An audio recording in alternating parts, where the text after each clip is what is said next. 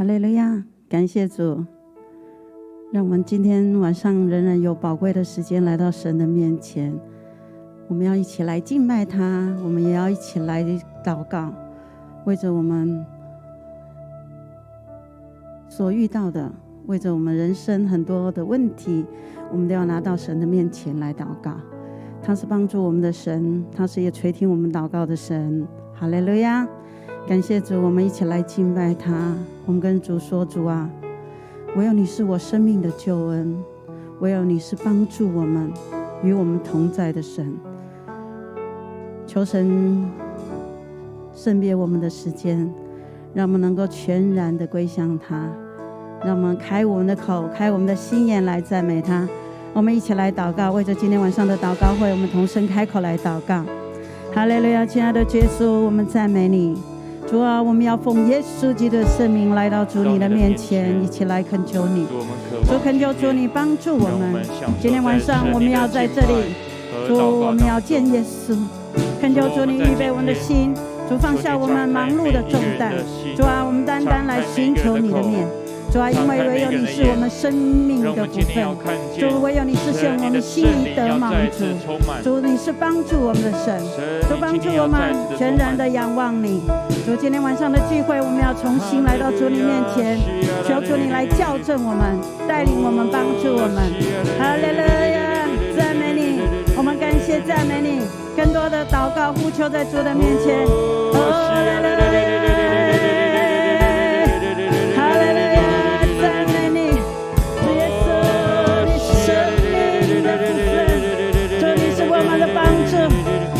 是我们所仰望的地方，这是我们生命的泉源。哈利路亚，主，感谢赞美你。主啊，让我们每一个人能够来到主你面前，主，我们同心开口，我们有合一的心志，主，我们单单就是来寻求你的面。主啊，恳求主，你让我们有一段与主你相亲的时间。主，我相信今天晚上，主你要更多的恩典，主你要对我们说话。主啊，不管我们人在哪里，主啊，你的福分、你的祝福、你的安慰、你的医治，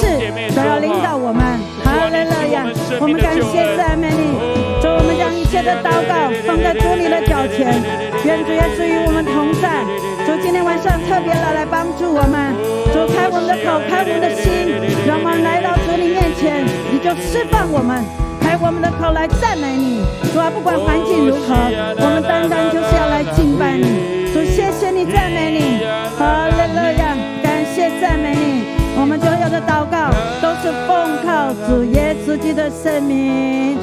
Amen。唯有耶稣是我们的救恩，让我们一起来赞美他。哈利路亚。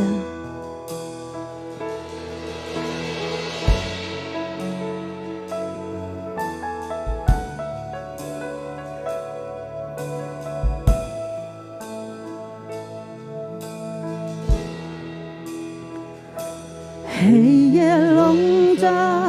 似乎不见光，阴间绳索缠绕着我们，求你睁眼看，侧耳听祷告，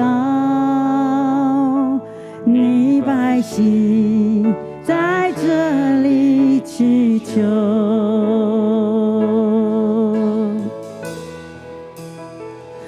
你的心事是我们盼望，你的应许黑暗中曙光，你必睁眼看，侧耳听祷告，这百姓是你所爱的。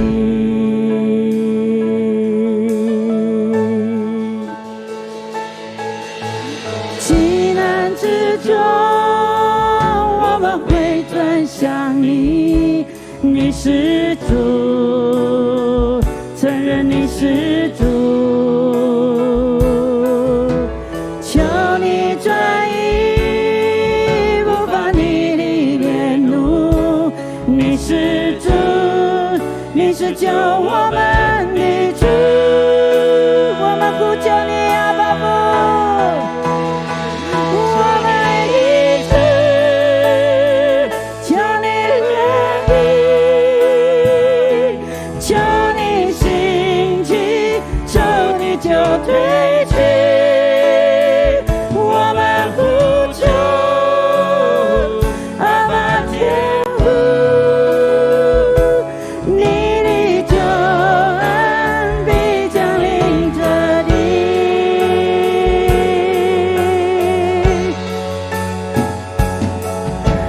急难之中，我们会转向你，你是主，承认你是主，求你转移不发你的烈怒，你是主，你是救我们的主，我们呼求我你一直，求你怜悯我们，求你怜悯，求你兴起，求你就退去，我们呼求阿爸天父，你的救恩必降临这地更多，求你医治，求你怜悯，求你兴起，求你就退去，我们呼求阿爸天父，你的救恩必降临这地。我们一起来赞美他，来呼求他阿爸父，阿爸父，你的救恩，主你是帮助我们的神，主啊，你帮助的手永不缩短，主，你的名满有医治，哈利路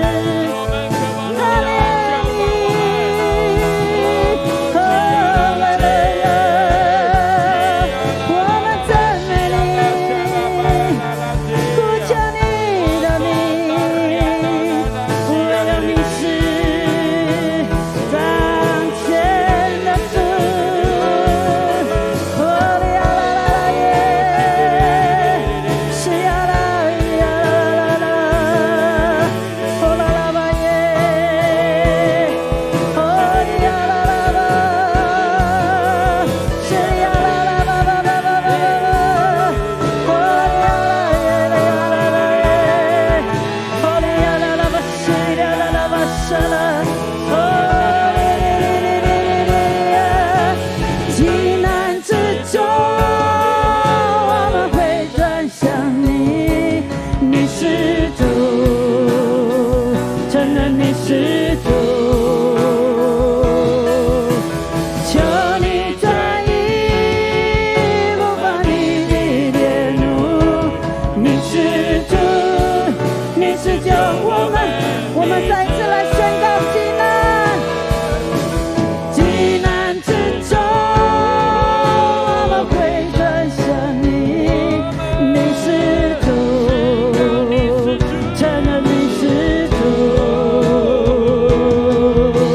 求你转移不发你的烈怒，你是主，你是救我们的，求你无你医治，求你怜悯，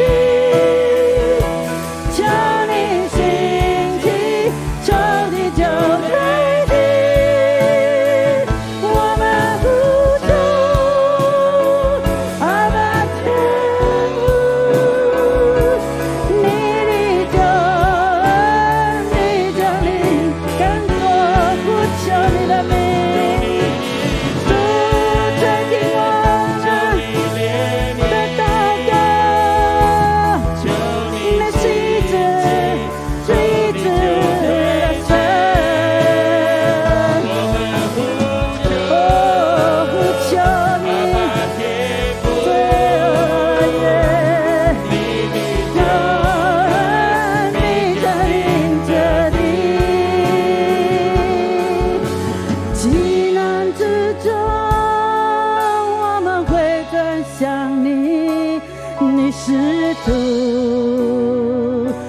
认你是主，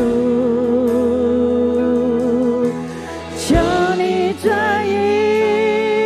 不发你的烈怒，你是主，你是救我们的，举起我们双手呼求，让你医治，主你是医治的神，求你更多的来怜悯这块土地，卷起仇敌救恩。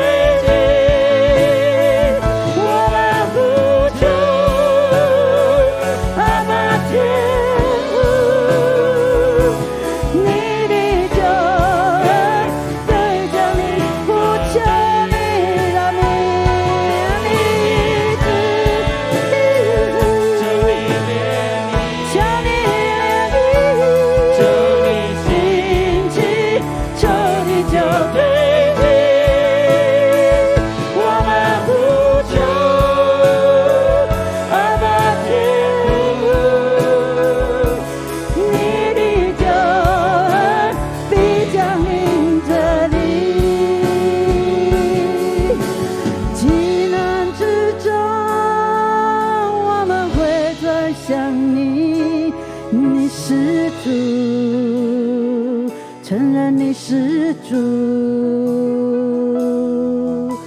求你转移不发你的烈怒，你是主，你是救我们的主，求你医治，求你怜悯，求你兴起，仇敌就退去，我们呼求阿爸天父，你的救恩必降临这里。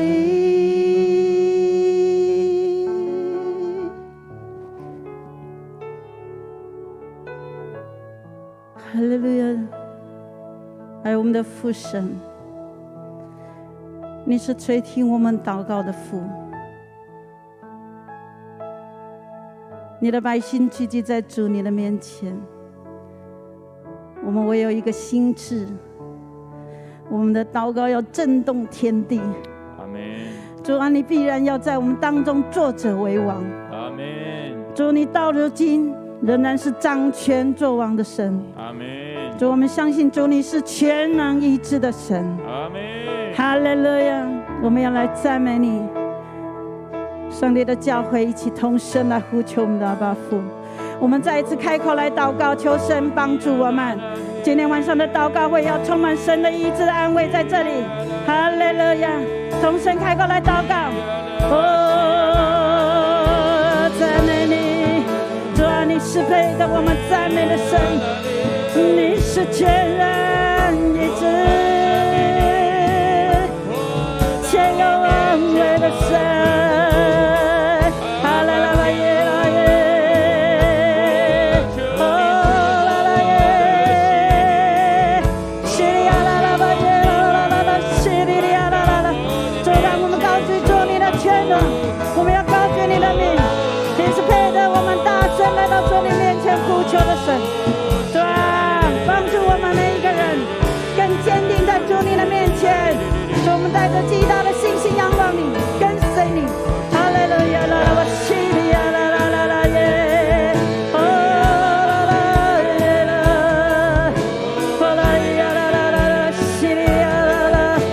嘿里呀啦啦吧吧吧吧吧吧，啦啦耶啦，哦里呀啦啦啦啦啦啦啦，哦里呀啦耶啦，赞美你。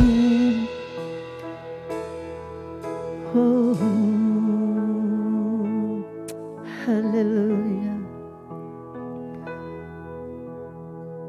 主，我们同行在你面前，以祷告寻求你面，我们转离所有的恶行，定义单难恩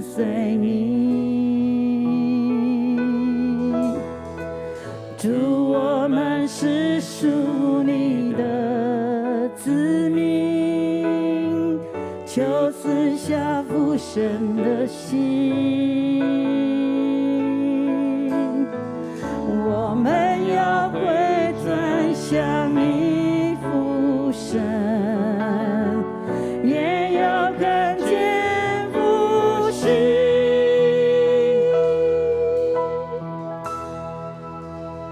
我们呼求你，阿爸父，设立你宝座在这里，你必睁眼看侧耳垂听，奉主名的呼求，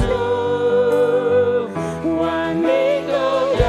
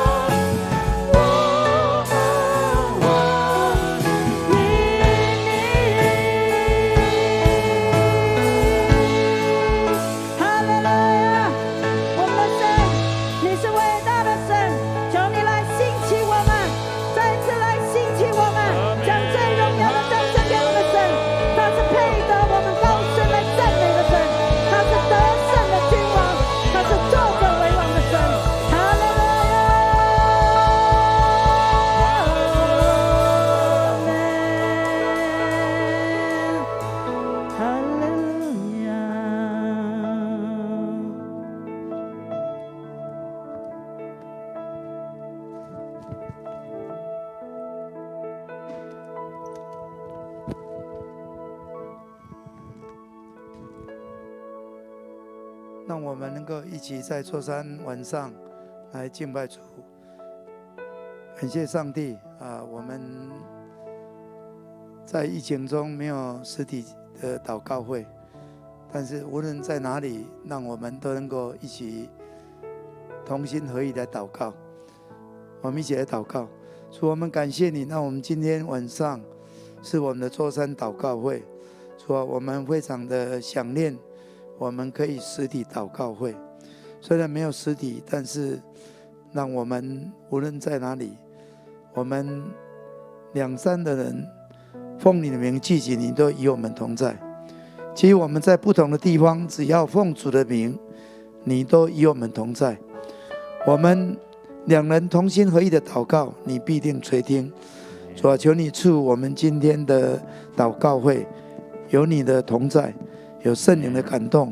有你话语的亮光，让我们有火热的祷告，让我们的祷告到你的面前，能够蒙你悦纳，也让你美好的旨意都成就在我们当中。我们这样感谢祷告，靠耶稣基督的圣名，阿们，阿们，哈利路亚，阿们。感谢主，我们这几天，我相信大家都在关心疫情。那虽然是端午假期，我们也不能到处去但是虽然在家中，我们仍然要感谢。我最近看到一篇是天主教的教宗，他在谈这个防疫。我觉得有一段，我觉得都讲的就是在鼓励我们。他说现在很多人想要回家，但是不能回家所以我们能够待在家里面，其实我们应该要感谢上帝因为我们无论我们现在遇到的，我们有工作没有工作，有钱没钱，但是能够在家里面，这是一个最蒙福的地方能够被你所爱的人围绕。他说也许这是一个机会，将你的家变成一个最美好的居住的环境，一个和平没有征战，一个拥抱而不是保持距离的地方。无论如何，我们应该用不同的眼光来看待我们目前的处境，让你的家成为一个可以敬拜、祈祷、静默、祈求、感谢、赞美、祷告的地方，让你的家可以成为学校，可以阅读，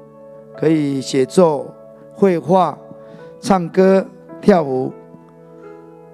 他说也让你的家成为好像商店，很干净，井然有序，装饰布置、注记标贴、搬动、出售、见证等，就是你的家可能可以盘点一下，有一些东西可能可以送出去了也是可以。让你的家成为餐厅，做饭、聚餐，尝试新的菜色，制作食谱，种植香草，建造花园，可以锻炼身体。这个就好像哥林多前书6章19节说的，因为你的身体是圣灵的殿。所以这意思是说，我们趁这个机会也能够照顾好自己，照顾好自己的家、自己的家人，让你的家成为充满爱的地方。可能这一生当中没有办法这么多的时间在家里家人都能够在一起。愿上帝的爱充满我们每一个家。那今天晚上牧师特别要照着上次有跟我们分享的逾越节的预言那第一讲是现代的逾越节，那这次要讲现代的瘟疫。我们要读2处的经文来，第一处是出埃及记12章13到14节。我们一起来读神的话。这些要在你们所住的房屋上做记号。我一见这些，就越过你们去。我击杀埃及地头生的时候，灾殃必不临到你们身上，灭你们。你们要纪念这日，守为耶和华的节，作为你们世世代代永远的定例。另外，第二处的圣经是哥林多前书第5章7到8节，我们一起来读哥林多前书5章第7节：你们既是无酵的面，应当把旧酵除尽，好使你们成为新团。因为我们逾越节的羔羊基督已经被杀献祭了，所以我们守这节不可用旧酵，也不可用恶毒邪恶的酵，只用诚实真正的无酵饼。感谢主今天牧师要跟我们分享大概有3点。第一点就是上帝的怜悯，上帝的怜悯。我们遇到这一次的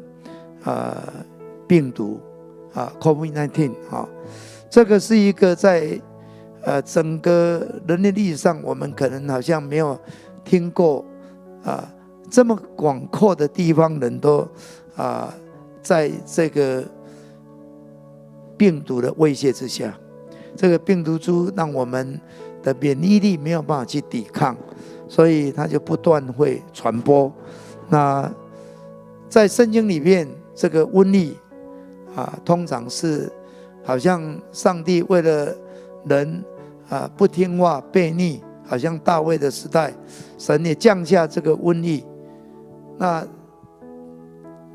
这个可能是神要让人类有一种改变的生活人能够归向神，能够回转归向神，或许是一种特别的方式。最近我读到台湾神学院陈嘉士教授他写了一篇，就是在讲哈巴谷书3章5节这一句话，他觉得很多的翻译不同，到底是什么意思？他说，在哈巴谷书3章5节说，在他前面有瘟疫流行，在他脚下有热症发出。那这一段的经文到底这个翻译好像是哈巴谷要在求上帝能够这个让瘟疫流行来能够消灭他的仇敌。但是上帝是这样的上帝吗？那或者他这个翻译是说，他的道在他们前面畅行，瘟疫或是神的道，因为这个字有时候差别是非常非常的小非常非常小。因为道就是用英文字母就是 DBR， 但是这个瘟疫这个 DBR， 但是后面因为他们有母音跟子音的问题，可能这3个字是一样，但是这个母音跟子音读在一起的时候，可能一个变成是道，一个变成是瘟疫，所以他就很有兴趣在思考这个问题。当然就先知哈巴谷的时代，坦白说他受到这个巴比伦很多的攻击蹂躏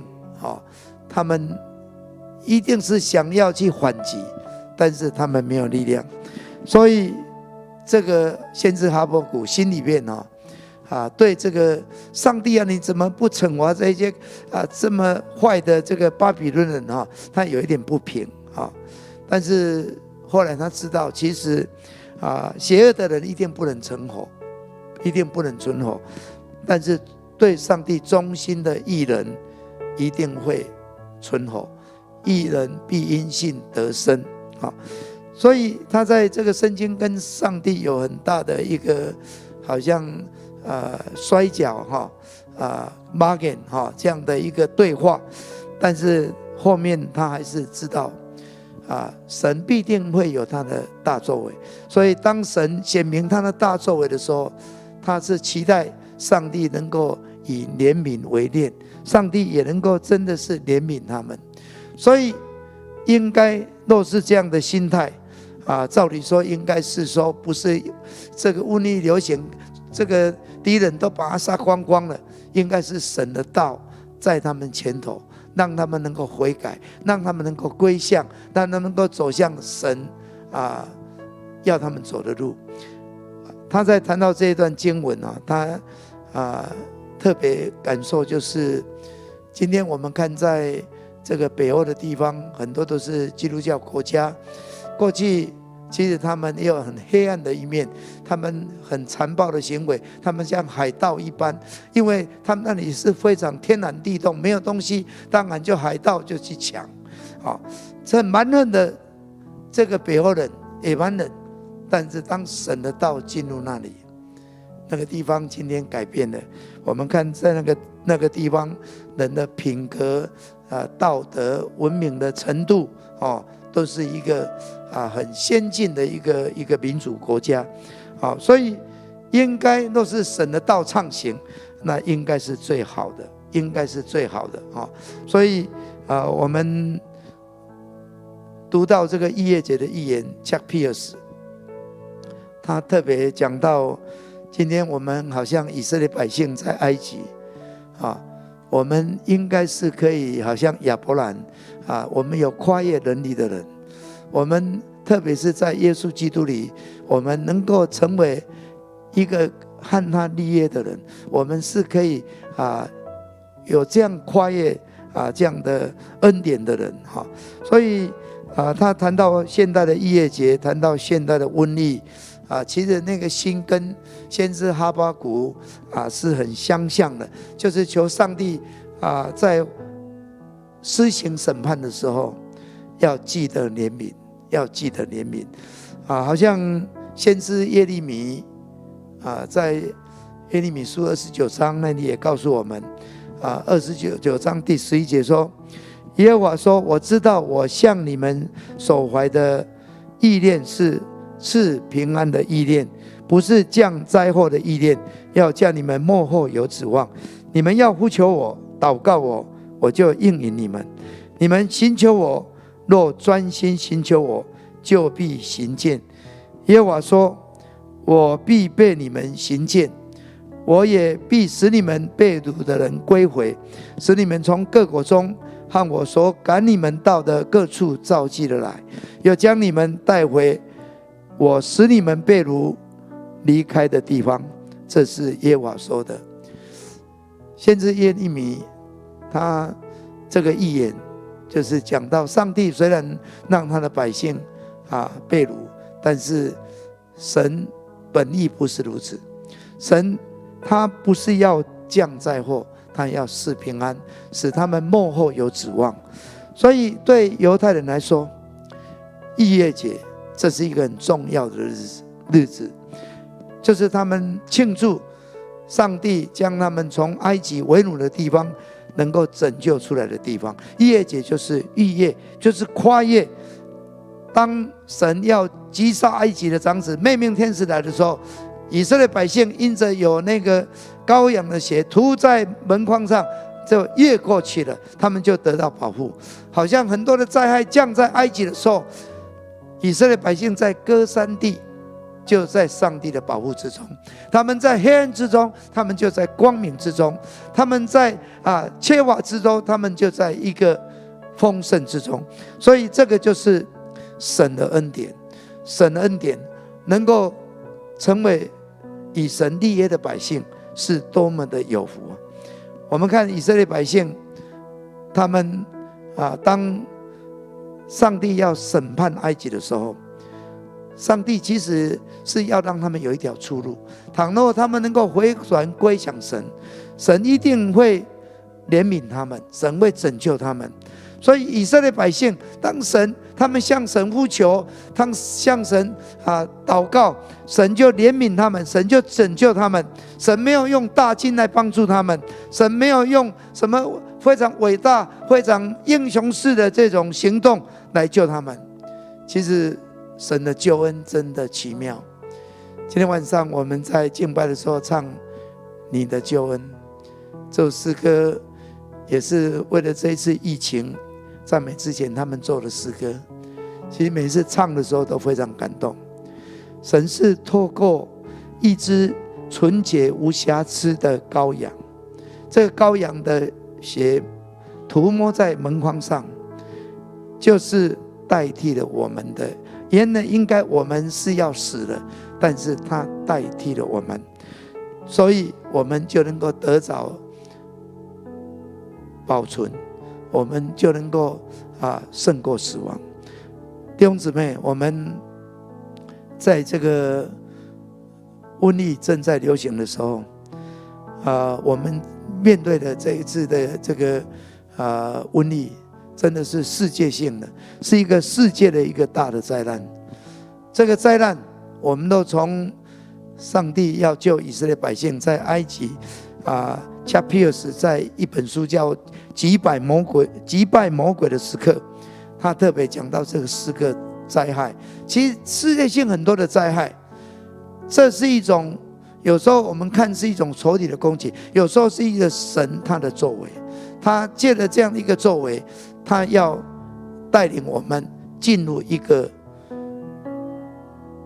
新的一个神要我们带入的一个情况。所以我们看到为了要带以色列百姓出埃及就降下了10个灾害。这10个灾害其实就是针对埃及的，针对埃及的其实不是神要消灭埃及人，而是神要让他们知道唯有他是神，唯有他是真神，唯有是他能够救他们的神。这是我们在读到那个10个灾祸的时候，第一个灾祸，尼罗河的水变成那个血一样，哇，好可怕，就不能喝了。尼罗河是他们一个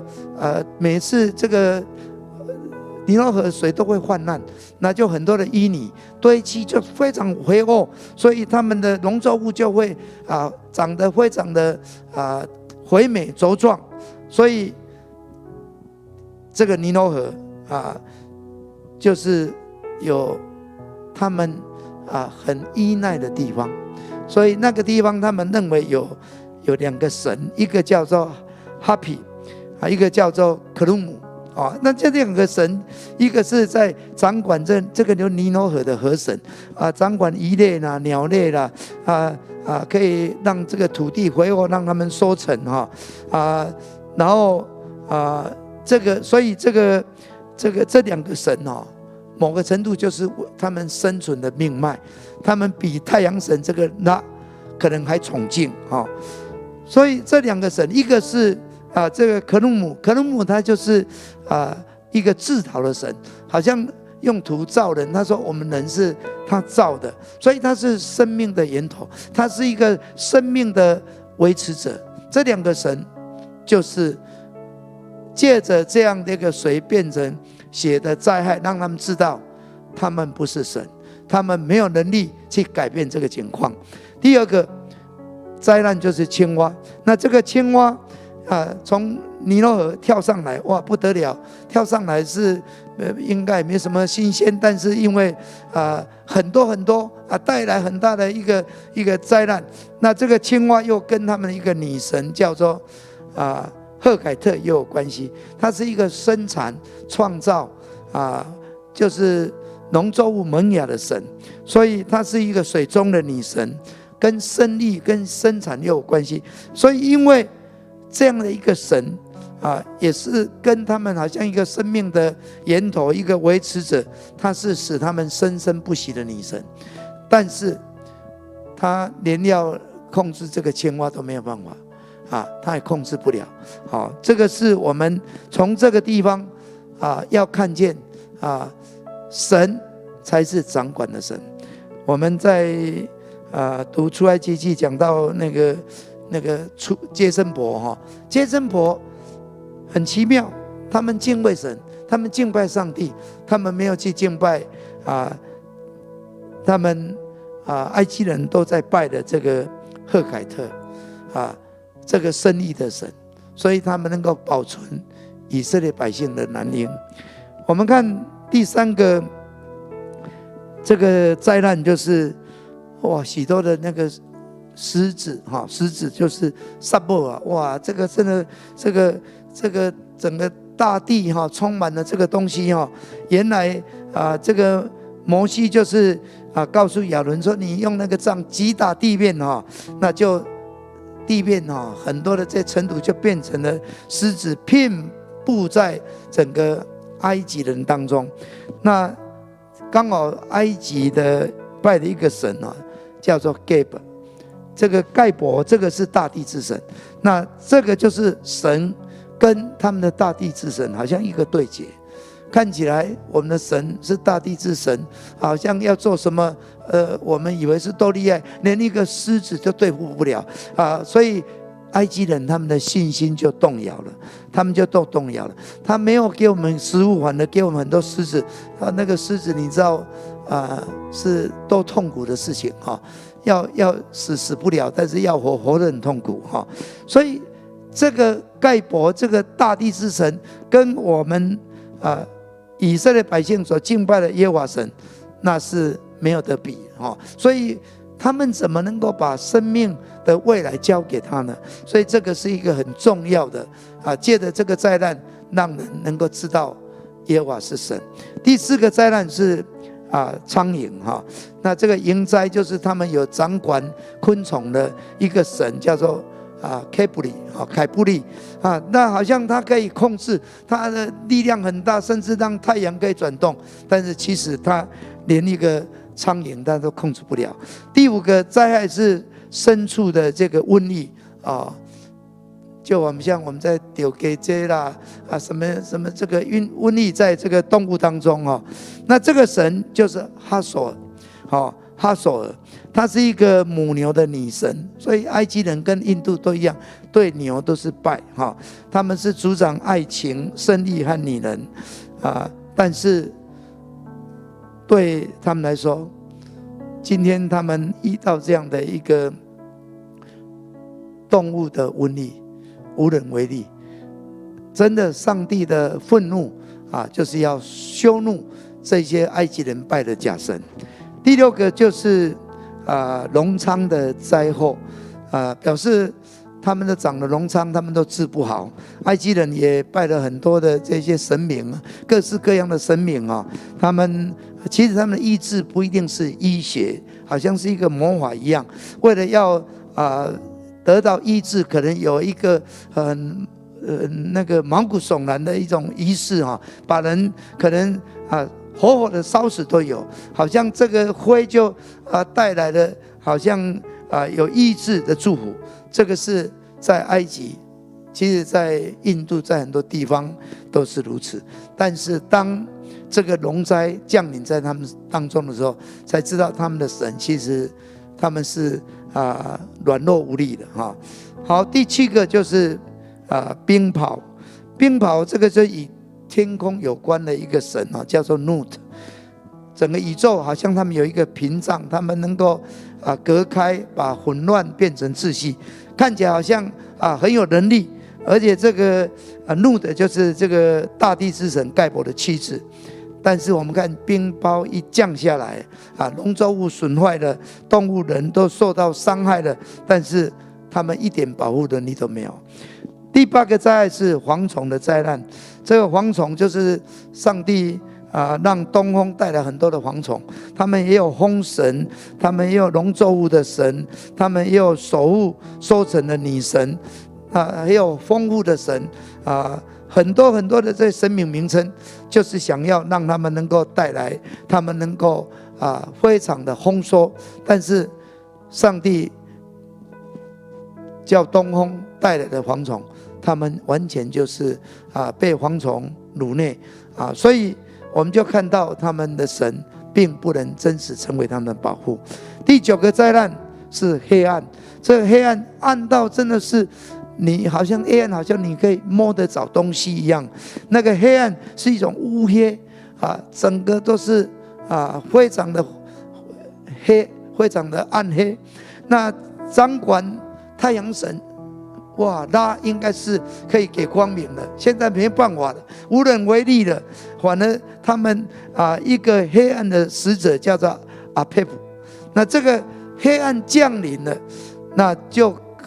可以证明他们所拜的太阳神是没有办法带来光明了。最后这个长子死亡，当然上帝通过一个又一个的灾难，就是在迎战埃及的这些神明让他们知道唯有耶和华是神，唯有耶和华是神。法老自己他好像是当作众神之一，他也是被拜了，但是当他的长子要死亡，他没有办法拦阻，他有世上最大的权力人也在拜他，但是他没有办法救他的儿子，他没有办法救他的长子。所以我们看到这10个灾难，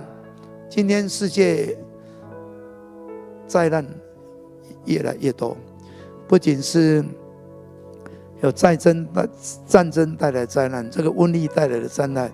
我们现在因为气候变迁带来的灾难，很多的灾难其实就是告诉我们，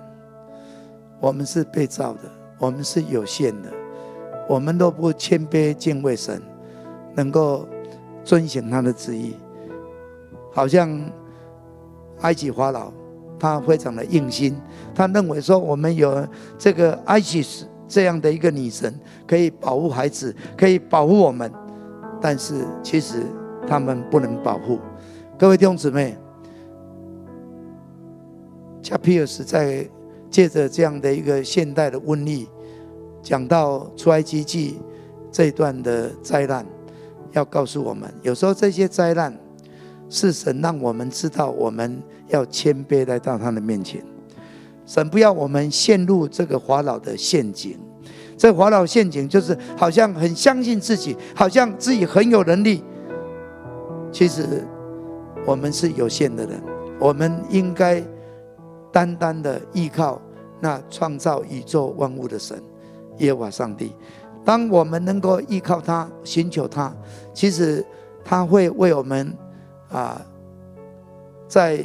急难之中，他会开启我们恩典的道路。好像以色列百姓，他们因着羔羊的宝血涂在门框上，灭命的天使就越过了，他们就得着保护。今天我们也同样因着我们的救主耶稣基督，上帝的儿子，他为我们担当一切的罪，让我们不至灭亡，反得永生。各位，这个逾越节是犹太人他们过的，但是其实这是一个重要的节日。借着羔羊的宝血，借着羔羊的宝血，让我们知道这是我们的出路，这是我们的出路，这是我们的出路。虽然我们遇到了世界的灾难，但是我们的出路就是在主耶稣基督。我们能够战胜死亡，能够战胜一切这些灾难，不是靠着我们自己，靠着我们的意志力，靠着我们超自然的能力，我们没有，我们只有靠着耶稣基督他宝血的大能。在哥林多前书15章26节，使徒保罗要告诉我们了，那个毁灭的仇敌就是死亡，但是我们靠着耶稣基督的宝血，我们能够胜过死亡，胜过阴间死亡一切的权势，因为神的儿子代替我们。感谢主，我们知道犹太人很看重逾越节。今天我们成为新约的子民，其实我们应该要因着耶稣基督救赎的恩典，特别是在逾越节的时候，就是主耶稣基督他成为被杀的羔羊来赎回我们。可惜今天我们因着君士坦丁大帝之后把基督教的节期跟异教混合在一起，我们的复活节变成另外一个女神伊斯塔那就变成意思的是我们的复活节。其实在这个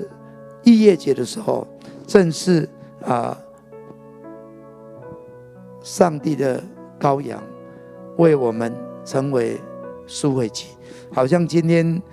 哥林多前书5章7到8节所说的，因为我们逾越节的羔羊基督已经被杀献祭了，所以我们也要守这个节日。各位，今天我们遇到这个瘟疫，让我们再想到在埃及的灾难，怎么能够胜过呢？其实就是羔羊的宝血。今天我们遇到很多的这末世很多的灾难，但是我们如何胜过呢？各位，就是靠着羔羊的宝血，唯有羔羊的宝血能够使我们能够得到保护。因着羔羊的宝血，让我们得着平安；因着羔羊的宝血，我们能够胜过死亡。弟兄姊妹，今天晚上我们盼望主那宝血的大人在我们急难之中，我们在宣告，靠着那羔羊的宝血，我们能够胜过一切的仇敌，我们能够从这世界一切的这些病毒、瘟疫、很多的偷窃、灾害、毁坏当中，我们要跨越，我们要得胜，好不好？我们这个时候要来唱刚才我们唱的这首诗歌《你的救恩》。好不好？弟兄姐妹，预备我们的心，再一次的举起我们的双手，我们要一起用这首诗歌来向神敬拜，一起说：黑夜笼罩，似乎不见光，阴间绳索缠绕着我们，求你睁眼看，侧耳听祷告，这百姓在这里。好吧，我们从头向主来说，你的信实，你的信实。好不好？预备我们的心，再次向主来献上。你的信实是我们盼望，你的应许黑暗中曙光，你必睁眼看，侧耳听祷告，这百姓是你所爱的。好不好？举起我们的双手，说我们在危难之中仍然信靠他。危难之中，我们会转向你，你是主，承认你是主，求你转移，不发你的烈怒，你是主，你是再次说，急难之中宣告，急难之中我们会转向你，宣告说你是主，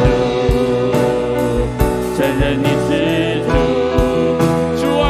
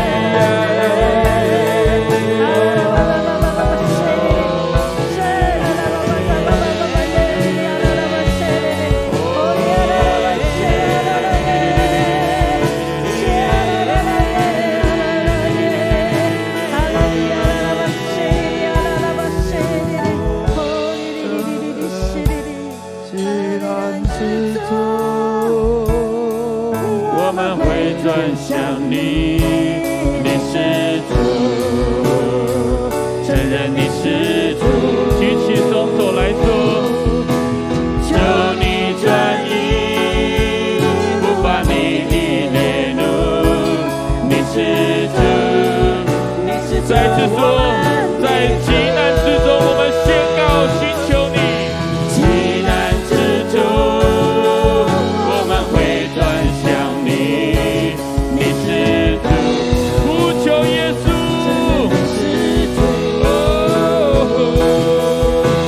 求你转移无法理的烈怒，神的百姓。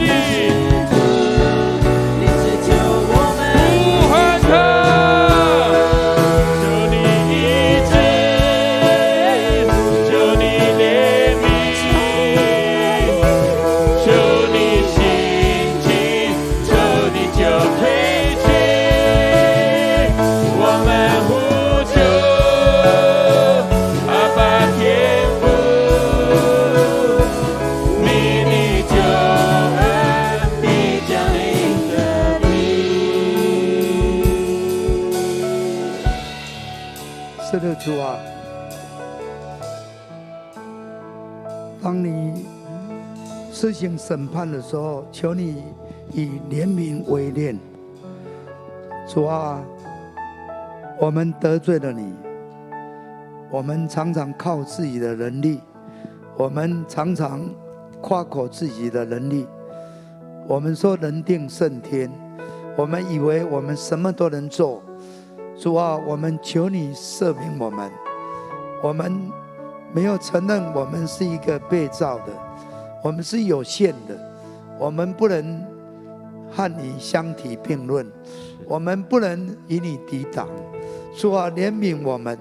怜悯我们。我们看到当埃及他们有众多的神明，他们都没有办法靠他们能够得胜，唯有你能够使我们得胜。当以色列百姓他们能够真实的依靠你，寻求你，主啊，你拯救他们，因为你听他们的呼求，你看他们的苦情，知道他们在急难之中。主啊，你就伸出大人的膀臂来救他们。哦，主啊，我们谢谢你，你不仅救以色列百姓，主，你也要救所有属于你的百姓，立业的百姓，就是用你重价赎回，用你的宝血洗净的百姓。主啊，我们是你的百姓，虽然我们在现在的瘟疫之中、急难之中，但是主，我们知道我们靠着你，我们能够跨越。主啊，让我们知道，当我们能够靠着你跨越的时候，好像以色列百姓，他们不仅能够出埃及，能够过红海，他们能够经过旷野，他们进入流奶与蜜之地。主啊，求你让我们能够用这样的一个信心来宣告。主啊，羔羊的宝血要遮盖保护我们，羔羊的宝血要使我们胜过一切的仇敌，从世界一切来的攻击，一切病毒，一切瘟疫，一切仇敌的偷窃、杀害、毁坏，我们靠着羔羊的宝血，我们已经得胜了。主啊，我们求你让我们常常在信心里面，我们能够宣告。主啊，知道你的道要畅行。主啊，一切的这些瘟疫就离开。主啊，一切人的罪性就能够被治死，人就能够进入你的救恩，人就能够进入你的国度，人就能够进入你一切你创造的本意，就是你要赐我们，你要赐我们。主，我们感谢你，让我们能够在你面前，让我们祷告。主，我们谢谢你，赞美你，靠耶稣基督的圣名，阿们。弟兄姊妹，我们要来祷告，我们要为我们的肢体当中有很多遇到病痛的，我们的 PPT 要打第二个，就是我们知道那个我们桂棉姐的儿子伟翔，他因为主动脉剥离很紧急，在荣总做了很长时间的手术，他现在还昏迷当中，需要我们迫切代祷。神若行神迹，他就能够经历神的救恩。我们唯有祷告，唯有祷告。我们感谢上帝，很多的弟兄姊妹关心，有人甚至愿意禁食祷告，求神帮助我们为他祷告，让神的神迹借着羔羊的宝血能够涂抹遮盖在他身上。我们为王颂仁弟兄，因为车祸他手也断掉，那脚也受伤，也在加护病房。我们也为周美惠执事的儿子之前也有车祸带来的伤害，他的外孙也有那个尿道的感染，这个所以都需要我们代祷。很多我们的长辈可能我们没有一一提名的，我们知道的我们也都为我们的肢体来代祷。可能在疫情当中，我们的生活我们很多的适应，我们的工作我们的经济，那我们教会也盼望能够办公室能够提供生活消费的这样的互动平台，或者也可以帮忙弟兄姊妹这个我们也要祷告，真的为教会的领袖、为团队祷告。我们一起开口祷告。亲爱的主，我们感谢你，让我们虽然在这样的疫情当中，我们真的没有方便可以关心，但是我们可以奉你的名祷告。主啊，在试炼中的肢体，我们奉你的名为他们祷告。主啊，为了伟强弟兄，主啊，你怜悯，用你的宝血涂抹遮盖在他身上。主啊，你宝血的大人，宝血的大人，奉耶稣的名宣告，宝血的大人要在他身上彰显。我要奉耶稣的名来斥责一切阴间死亡的人，离开他，离开他，离开他。主啊，你要显神迹。主啊，很多人在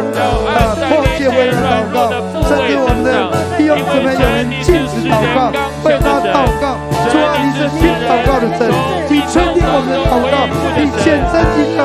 他的身上，看见神，你是听祷告的神，又真又的神。主啊，特别的家人在这样的一个突然的一个主啊冲击，主啊，需要你在他们当中，需要你在他们当中与他们同在。为了中南弟兄，你保守他的健康，保守他的平安。为了每位之子，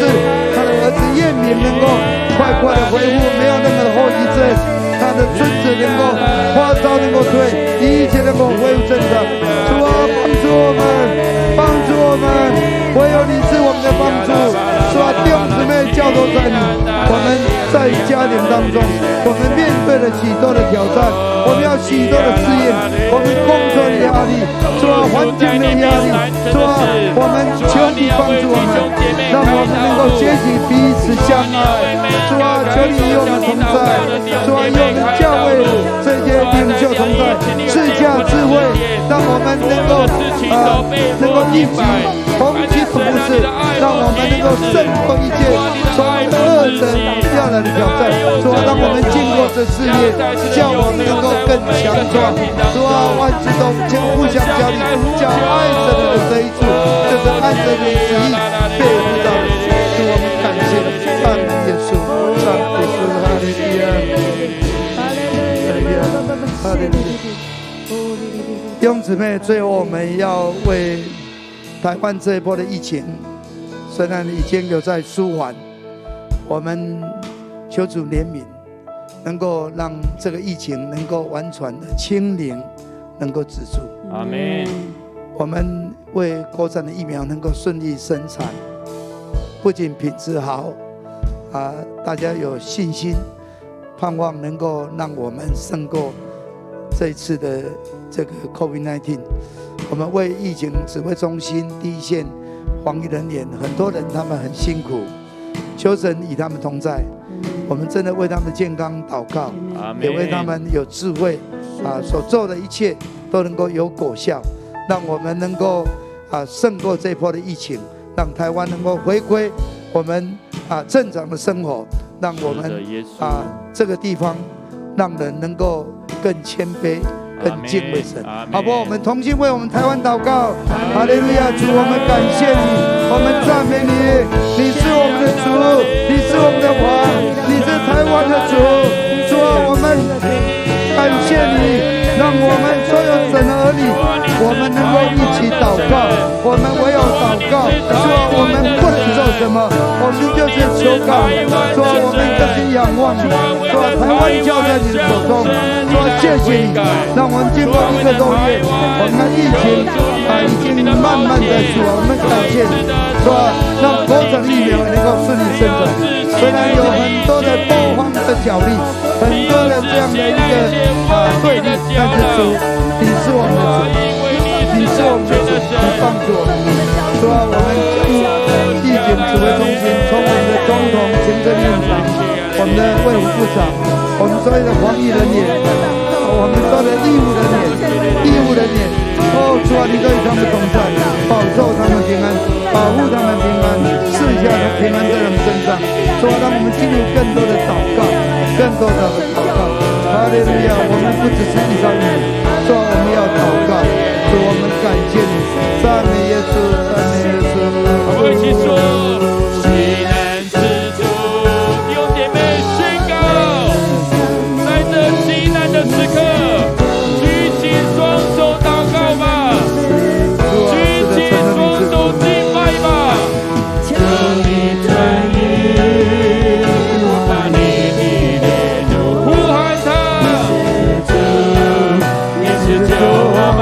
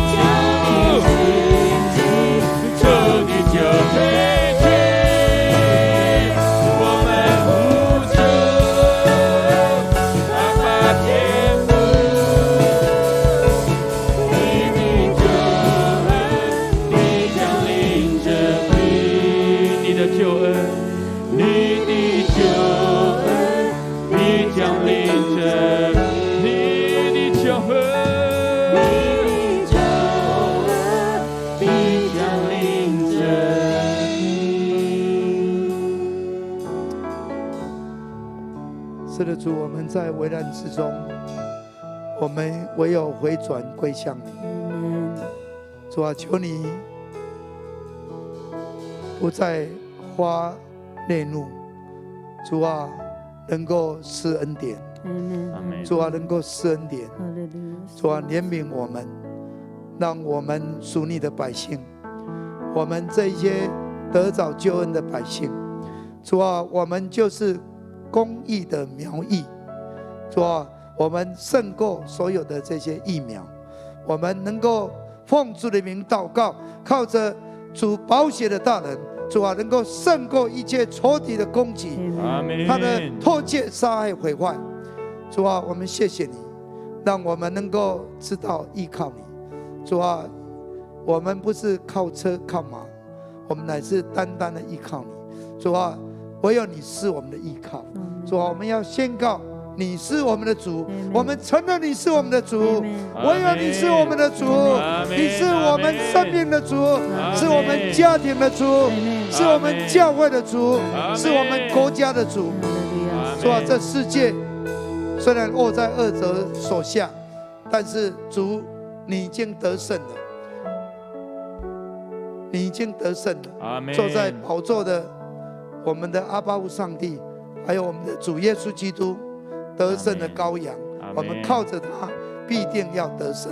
主啊，让我们虽然在急难中，我们回转归向你的时候，我们要得着保护，而且主，当我们能够越过这样的一个瘟疫，主啊，我们要进入你为我们命定的流奶与蜜之地，丰盛之地。主啊，你的应许必定要在我们当中。主，我们谢谢你，保守我们弟兄姊妹，我们能够健康平安，我们弟兄姊妹所做的工作都能够亨通顺利，让我们得着你的恩典，我们在各方面都得着你的供应。主，谢谢你将弟兄姊妹仰望交托给你。愿主耶稣基督的恩惠、天父上帝的慈爱、圣灵的交通感动，常常与你们同在，从今时直到永远。阿们，阿们，哈利路亚，哈利路亚，哈利路亚，感谢主，让我们能够在每个礼拜三，我们能够一起来敬拜祷告。愿上帝赐福你，